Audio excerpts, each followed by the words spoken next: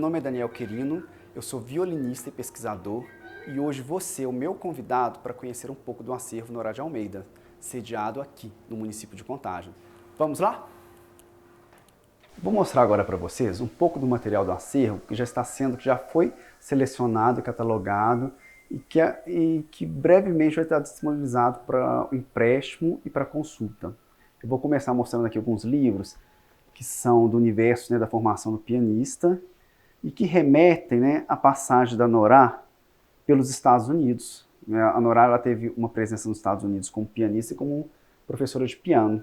Então a gente vai encontrar partituras com temas, né, de compositores norte-americanos, né, que remetem um pouco da produção nacional norte-americana, dos compositores norte-americanos.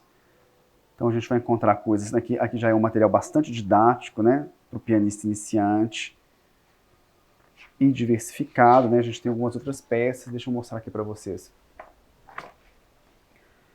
Então, essas peças que eu estou mostrando agora especial, né, que estão aqui desse universo dos Estados Unidos, né, se a gente conseguisse dividisse essa parte da coleção como material didático vindo dos Estados Unidos, são peças muito interessantes para orientação do professor de piano, para construção de um repertório, para construção de uma prática pedagógica e para uma orientação nesse sentido. Então, tem um repertório diferenciado, peças que a gente não tem, né, no nosso contato comum, e que elas vão ser aos poucos disponibilizadas para os professores, para os usuários do acervo, para fazer uma cópia parcial delas ou para consulta própria dentro do acervo. A gente tem também aqui, dentro dessa diversidade dos objetos que a gente tem no acervo, a gente tem também partituras de música popular. Quer dizer, se você está aí querendo descobrir alguma música diferente, encontrar uma música diferente para um repertório, para o seu aluno, tá aí algumas peças avulsas, né, que estão sendo catalogadas para esse empréstimo. A gente tem aqui, deixa eu tirar esse livro aqui para vocês conhecerem alguma amostragem, né, do que tem de música popular, de material.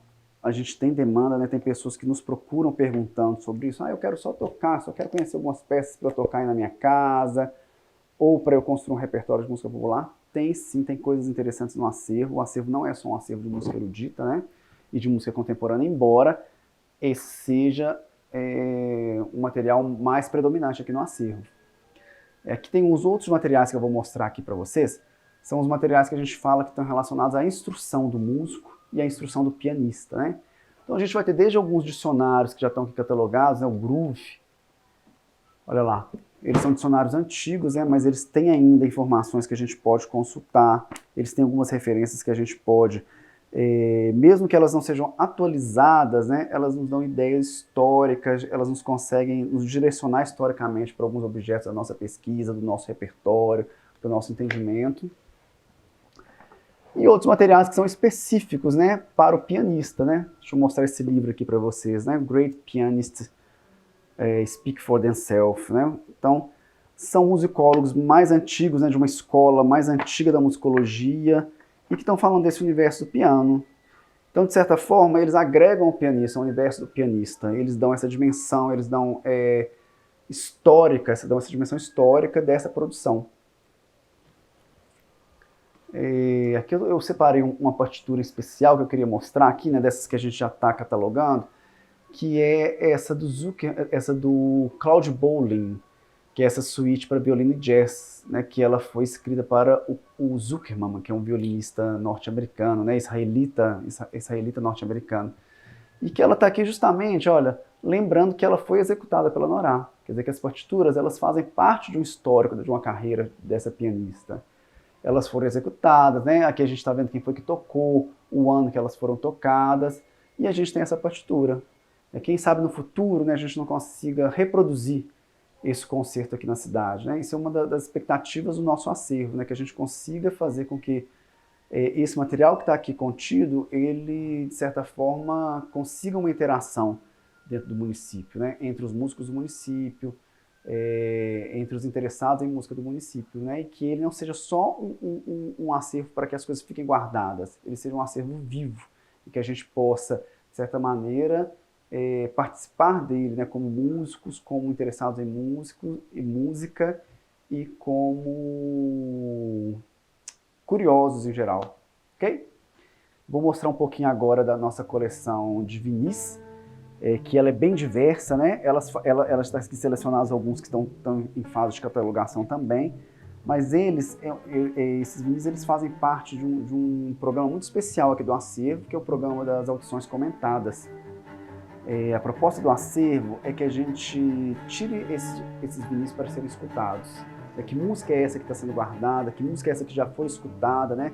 Que tipo de escuta é essa que o vinil oferece, né? As pessoas antigamente paravam para sentavam para ouvir música, escutar música. E que músicas são essas que estão aqui nesse acervo, que pertenceram ao universo dos vinis da Norá? Né? A gente vai ter, assim, entre os títulos, aqui eu estou até com um do Mário de Andrade, né? Especial.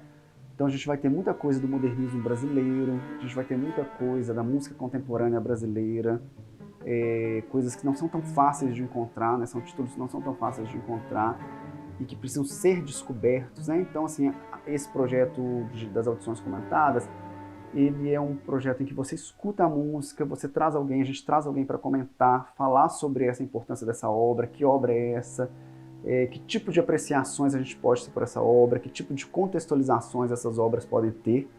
E, de certa forma, a gente conecta, né, através desse projeto, o ouvinte a uma nova, a um tipo de música que talvez ele não tenha tido a oportunidade de conhecer.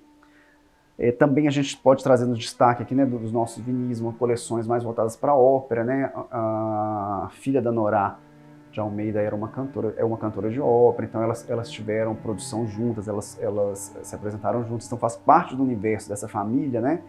E dessa artista, esse tipo de repertório. Então, à medida que a gente vai conhecendo esses vinis, que a gente tiver a chance, né, de ouvir, de saber o que é, a gente vai ampliando o nosso repertório musical, né, como ouvintes, e a gente vai tendo outras possibilidades, né, de repertório, de conhecimento e de conexões através dessa escuta, né, dessa escuta pensada desses CDs, desses vinis, ok? E aqui a gente tem deixa eu ver se eu consigo virar um pouquinho para cá para a gente ver melhor. Eu selecionei aqui algumas partituras que elas estão sendo catalogadas também, né?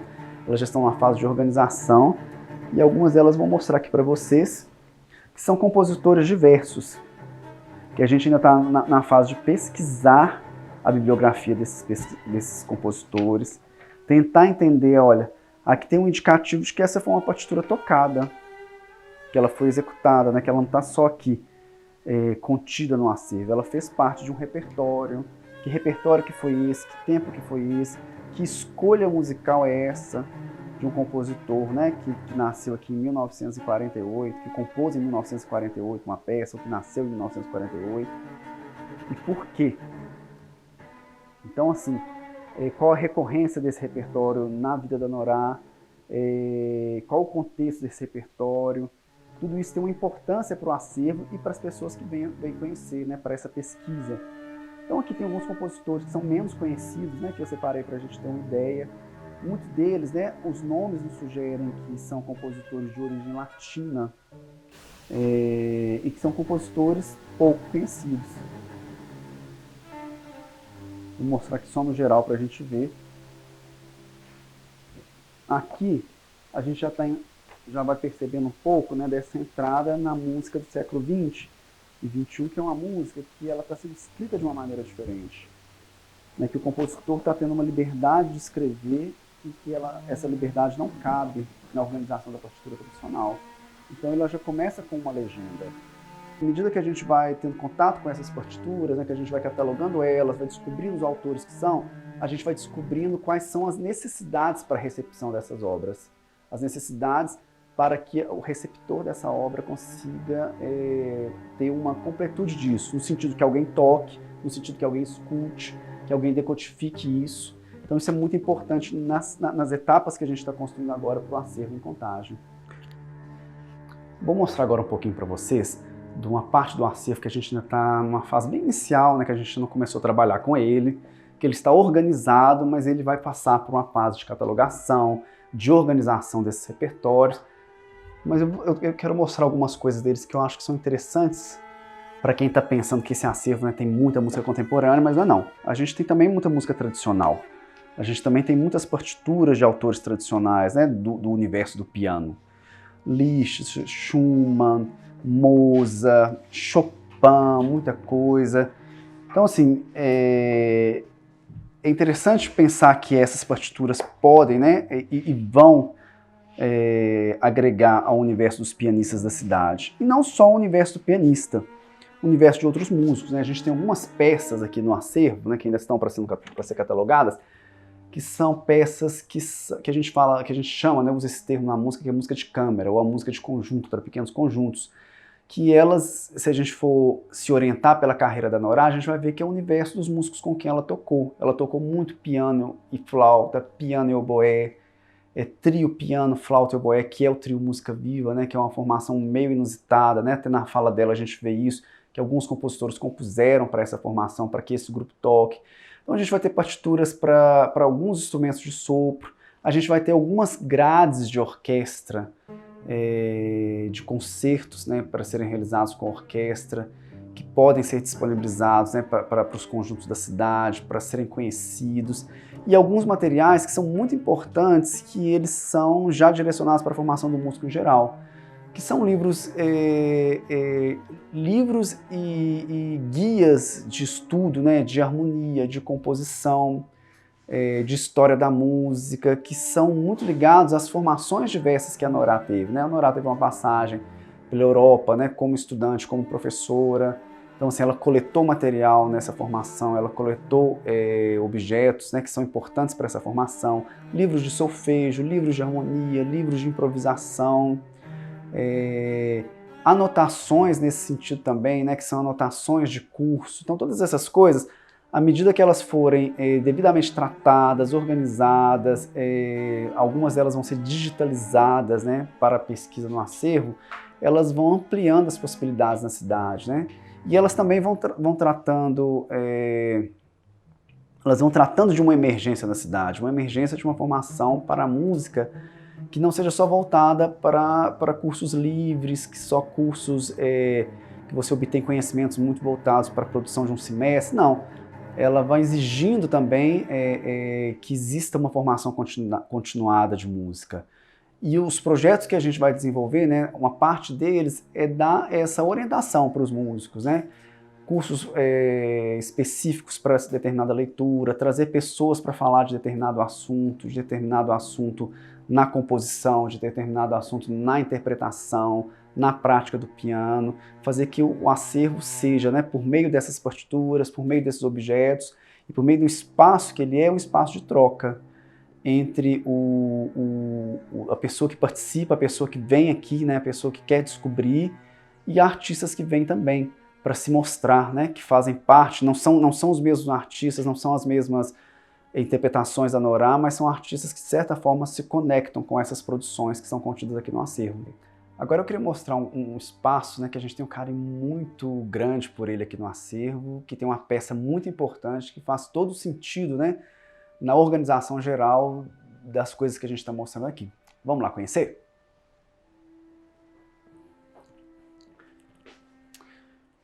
Bom, essa aqui a gente pode dizer que é uma das peças mais importantes do nosso acervo.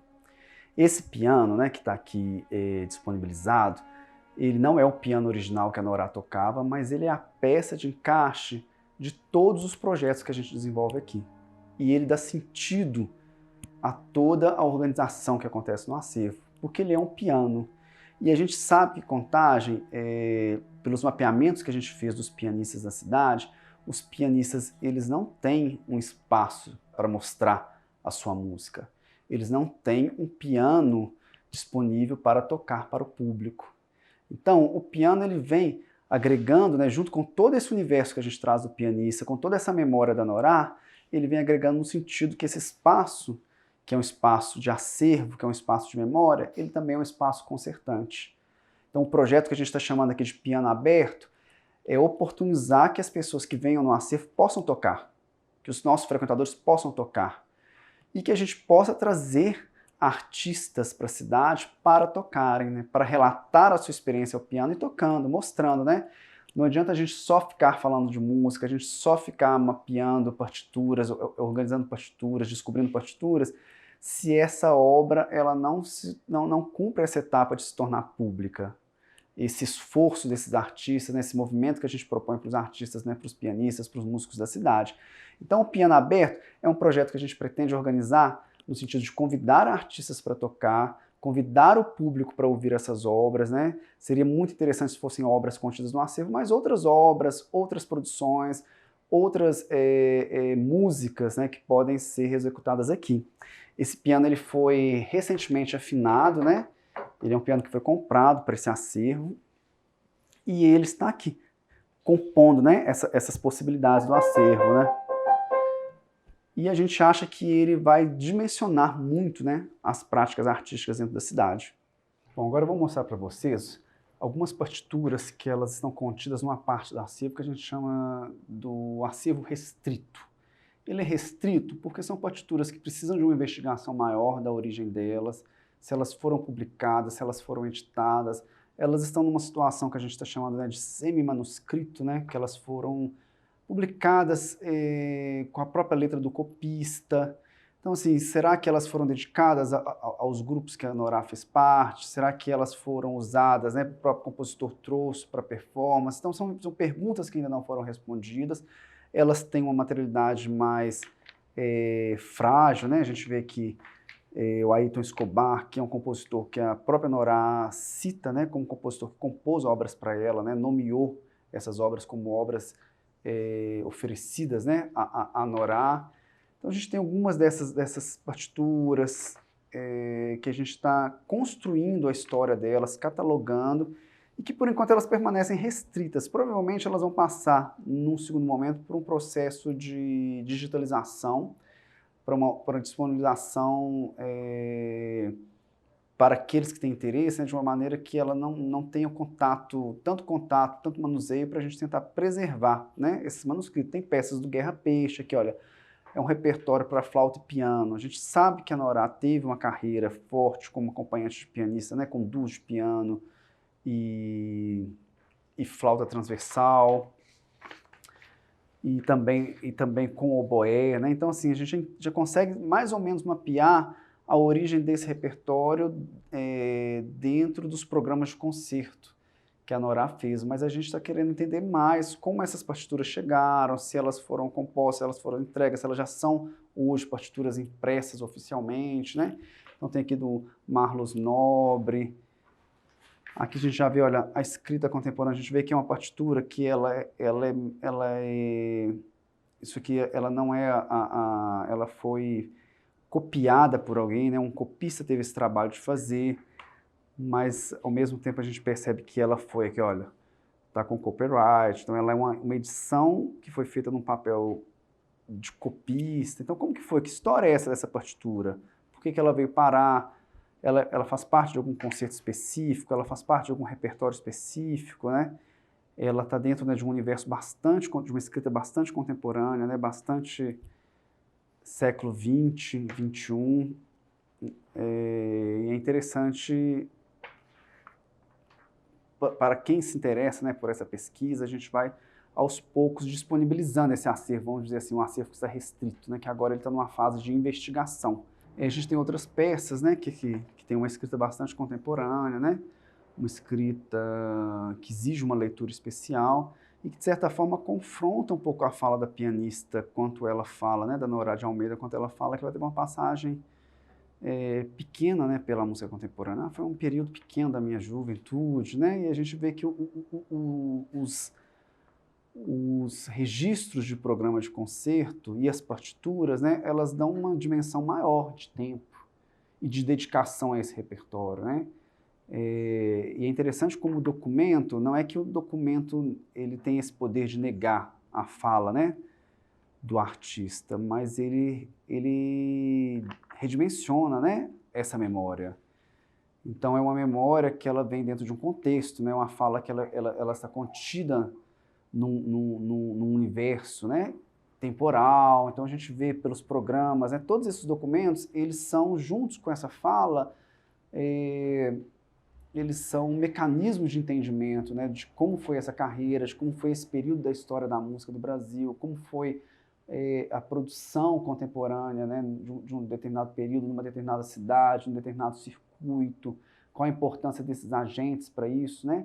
A gente, quando está a musicologia, por muito tempo teve muito ligada, né, está muito ligada ainda à fala dos compositores, mas aos poucos, né, outras falas elas vão agregando valores a essa narrativa, né, da produção cultural, a fala de um intérprete, né, a fala de uma pessoa que faz a cópia, do copista, do editor. Todas essas falas, elas trazem uma ampliação do contexto cultural que as produções são feitas, e elas redimensionam, né, os nossos entendimentos sobre isso. Aqui tem uma peça que aparentemente está toda manuscrita, né? Não dá para entender ainda se ela é toda copiada ou se ela é uma cópia xerox, né? Ou se ela é um manuscrito, né, de uma peça da Esther Sclia.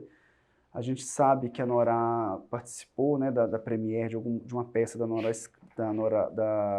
Esther Sclia, que foi gravada, né, num CD, num vinil, se eu não me engano, de um festival de música contemporânea.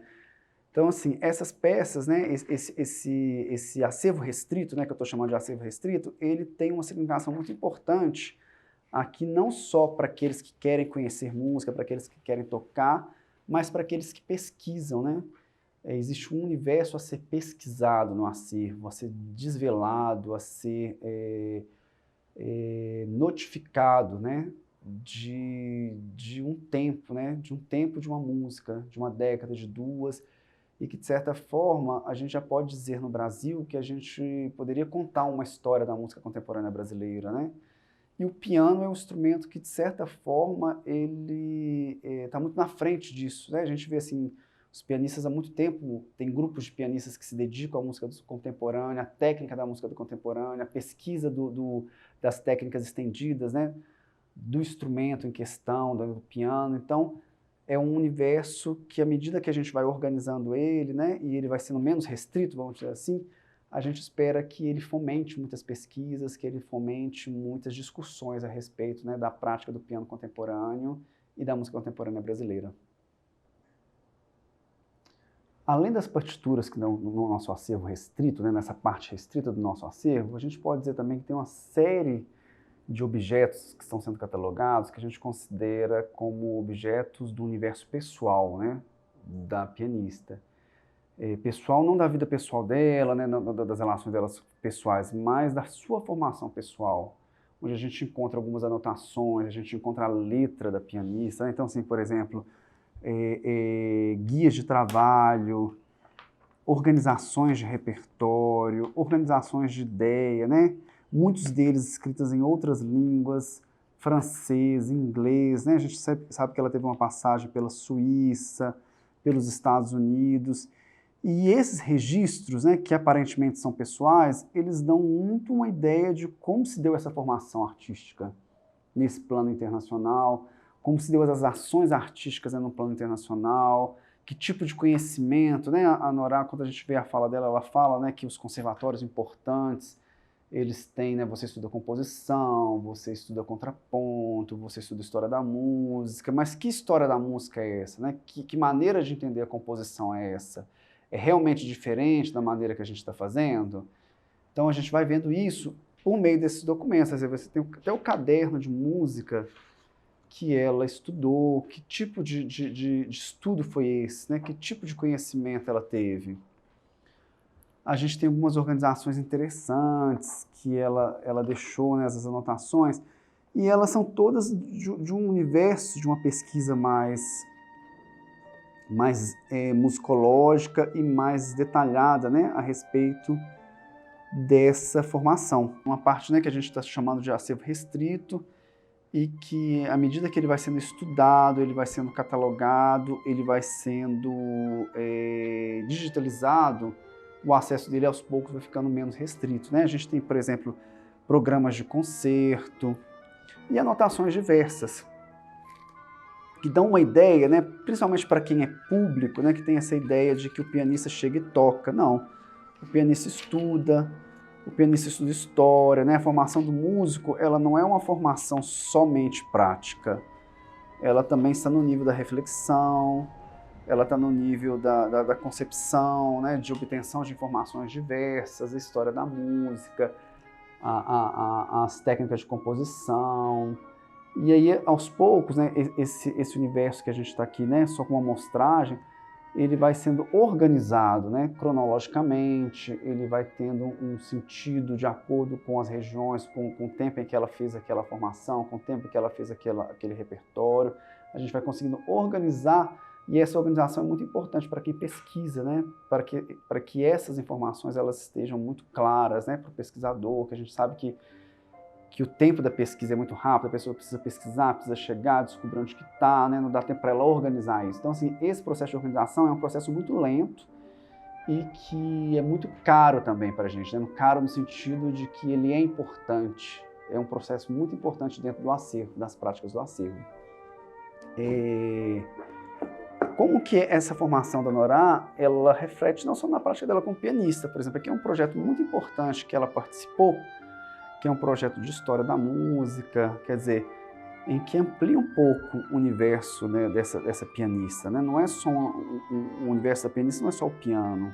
Quantas coisas ela conhece, quantas coisas ela foi capaz de transmitir. Né? E esse conhecimento, ele tocou pessoas, ele formou pessoas, ele alcançou pessoas. Né?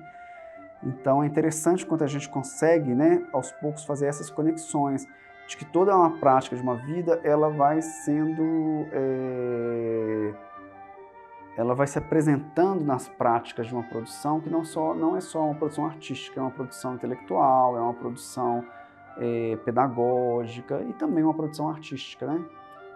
E é interessante também, à medida que a gente também valoriza a formação do intérprete, né? A formação do pianista, do artista de interpretação, né? Que tem um papel tão importante na fruição da produção da música, a gente dá esse papel para ele também como um guia para o entendimento da história, de uma história da música, da história de uma recepção artística, da história de uma formação artística.